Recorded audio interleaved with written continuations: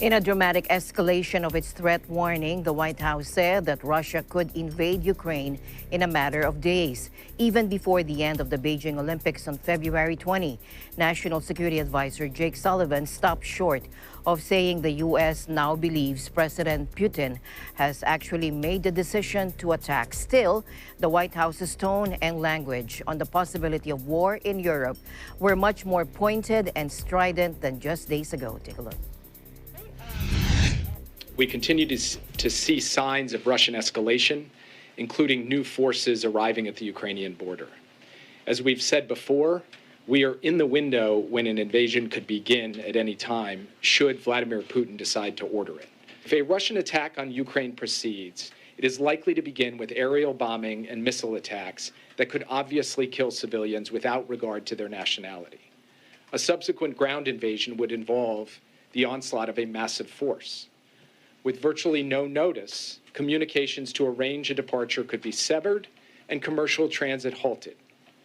No one would be able to count on air or rail or road departures once military action got underway. We are not saying that a decision has been taken, a final decision has been taken by President Putin. What we are saying is that we have a sufficient level of concern based on what we are seeing on the ground and what our intelligence analysts have picked up, that we are sending this clear message, and it remains a message that we have now been sending for some time.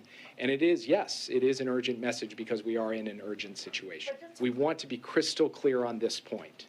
Any American in Ukraine should leave as soon as possible, and in any event, in the next 24 to 48 hours. We obviously cannot predict the future.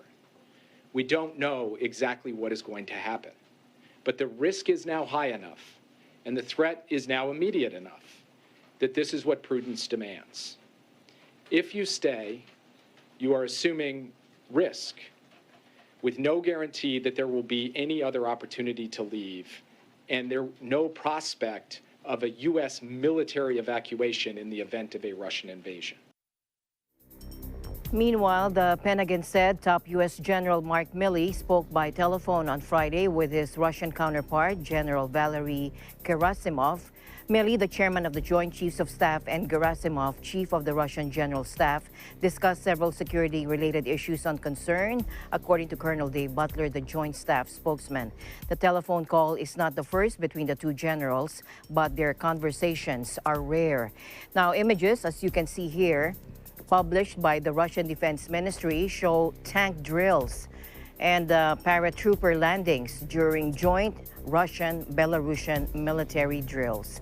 And the drills come at a time of heightened military tension as the West fears of an invasion of Ukraine, with tens of thousands of Russian troops deployed on the Ukrainian border. NATO Chief Jens Stoltenberg warned on Friday of the real risk of a new armed conflict in Europe, as both the alliance and Russia are increasing their troop presence around Ukraine. And just now, Germany became the latest European country to advise its citizens to leave Ukraine, while the U.S. Embassy in Kiev ordered non-emergency staff to leave Ukraine as well. The prospect of frightened Westerners fleeing their country prompted Ukraine Foreign Ministry to issue an appeal to its citizens to keep calm.